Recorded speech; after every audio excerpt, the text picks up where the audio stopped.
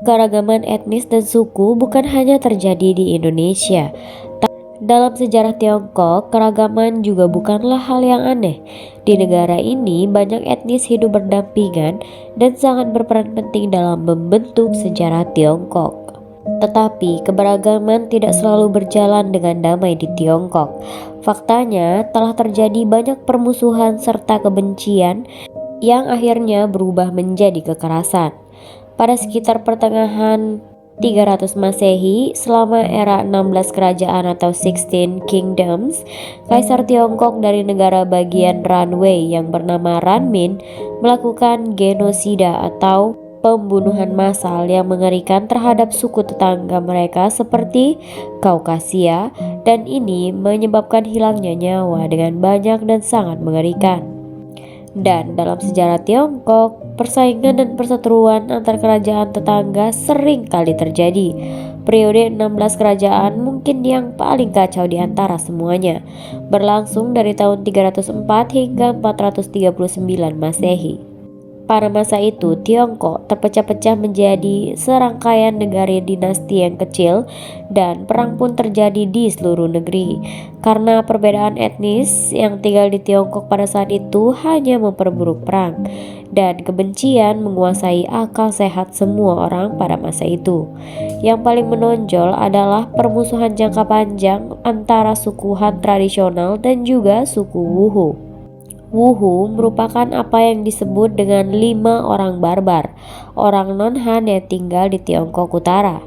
Dari mana asal Wuhu memiliki kemungkinan yang beragam. Kelima suku yang disebut oleh orang Tionghoa sebagai Di, Qiang, Ji, Xiongnu, dan Xianbei. Identitas orang-orang ini pun tidak pasti. Diperkirakan jika Xiongnu dan Xianbei merupakan suku nomaden dari stepa di utara. Sementara Di dan Qiang merupakan gembala yang berbicara bahasa Sino-Tibet atau Turki. Sedangkan Ji adalah mungkin saja berasal dari Yenisei dari Siberia. Tapi bagaimanapun juga, mereka ini sangat kontras dengan suku Han yang ada dari Tiongkok. Orang-orang barbar ini pun bermigrasi ke Tiongkok selama era Han Timur, dan kemudian menggulingkan dinasti Jin Barat hingga menciptakan kerajaan mereka sendiri. Selama abad keempat Masehi, suku-suku Wuhu ini, terutama orang-orang Ji, selalu menentang kekuasaan Jenderal kuat Ranmin, yang dengan cepat bangkit sebagai tokoh terkuat dalam konflik 16 kerajaan. Khusus untuk suku Ji yang berselisih dengannya, membantu pembentukan dinasti Zhou akhir, yang akhirnya jatuh ke tangan Ranmin dan menyebabkan perang.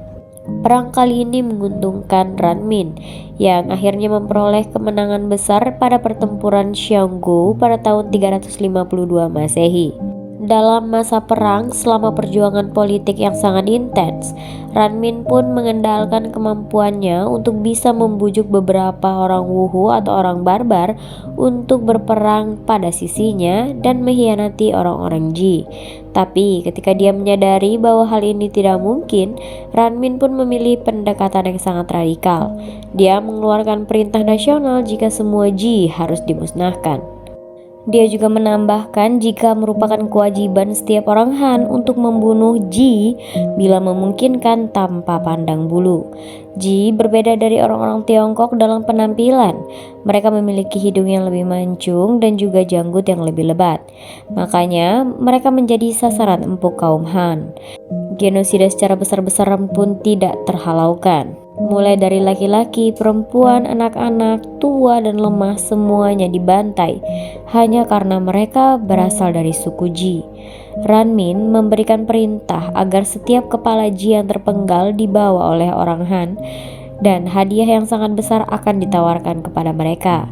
Saat pasukan Ranmin bergerak lebih jauh ke wilayah 5 orang barbar, kematian tidak hanya menimpa kaum Ji, tetapi juga suku Wuhu lainnya. Setiap orang dengan batang hidung yang mancung serta janggut yang lebat akan langsung dibunuh. Bahkan banyak juga etnis Tionghoa yang ikutan dibantai karena mereka berpenampilan dan mirip seperti orang Ji. Selama pembantaian di Wuhu, Tiongkok, lebih dari 200.000 orang dibunuh tanpa ampun.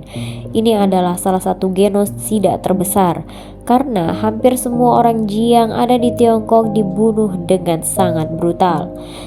Setelah pembantaian dan pembunuhan besar-besaran ini terjadi, kuburan massal yang besar pun digali dan tumpukan mayat dikuburkan begitu saja di sana. Orang Tiongkok tidak membeda-bedakan, bahkan anak-anak juga tidak diampuni. Mayoritas korban-korban mereka akan dipenggal karena kepala mereka adalah hadiah. Kebijakan tanpa tahanan ini dilakukan benar-benar mengerikan. Namun keberhasilan militer dari Ranmin tidak bertahan lama. Ia pun dikalahkan dalam pertempuran, ditangkap dan dieksekusi setelah ia dicambuk sebanyak 300 kali. Jadi itu dia kisah pembantaian kaum Wuhu. Jika kalian suka dengan video ini, jangan lupa like, komen, dan subscribe.